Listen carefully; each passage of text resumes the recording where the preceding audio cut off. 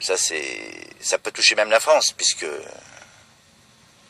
il y a des menaces. Le terrorisme, vous voulez dire? Oui, terrorisme, oui, tout à fait. Oui. Oui. Ça fait Oui, pas. oui, bien sûr. Bien sûr, la France est menacée, hein, tout le monde le sait. Les services secrets sont assez quand même actifs et ont déjà démantelé pas mal de menaces. Oui, bien sûr, le terrorisme est présent. Et sans doute en Malaisie aussi, hein, d'ailleurs. Oui, parce que c'est un pays quand même qui est touché par des problèmes politiques, la Malaisie.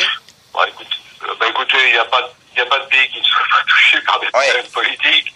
Mais c'est un pays musulman, je dirais, qui a une lecture du Coran plutôt soft. Oui.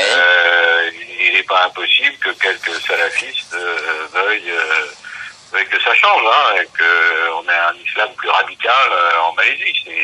C'est pas impossible. Maintenant, une fois que j'ai dit ça, j'ai rien dit. Je sais absolument pas ce qui s'est passé.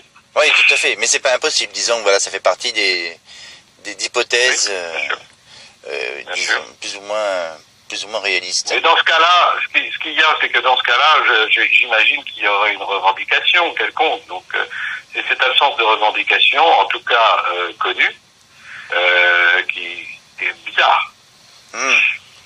Oui, et un détournement, quand on détourne un avion, il y a toujours une raison. Bien sûr. Oui, bien sûr. Voilà. À moins d'envisager comme l'hypothèse du pilote égyptien qui s'était suicidé. Oui, un acte de folie, oui. Un acte de folie, ça c'est pas impossible. Mais quand ils sont deux à bord, il y a toujours un qui peut donner encore une alerte, non? Bien sûr. Quand même, couper le transpondeur, arriver à couper le transpondeur et en même temps se débarrasser du numéro 2, c'est compliqué. Oui. L'inverse, d'ailleurs. Oui. Compliqué, quand même. Et puis ce qui est bizarre, c'est les passagers silencieux aussi. Il n'y a aucun message, il n'y a eu aucun téléphone portable n'a fonctionné avec la famille ou avec... Voilà. Peut-être. Cela dit, c'est assez normal puisqu'on demande aux gens de couper leur téléphone quand ils sont dans l'avion. Oui. Sous la menace de terroristes, rebrancher son téléphone, c'est un peu compliqué. Oui, ça s'était passé quand il y avait eu l'affaire du 11 septembre. Il y avait quand même des passagers qui avaient pu communiquer avec leur famille. Vous étiez sur le territoire national. C'est ça. Donc c'est plus facile. Donc là, c'est pas pareil. Voilà. Tout à fait, oui. Il y a des relais possibles. Tandis que là, en pleine mer, les relais sont tout à fait impossibles. Parfait. Mais écoutez, on va suivre ça. Et c'est vrai que c'est inquiétant et en même temps, quand est-ce qu'on aura des résultats des enquêtes du BEA? Il y a quelque chose de prévu dans... Il faudrait d'abord qu'ils trouvent quelque chose. Oui. Donc ils n'ont rien trouvé.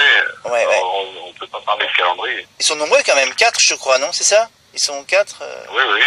Mais c'est normal. Oui, tout à fait. Et ils vont enquêter dans quelle région? Ils partent où là pour enquêter?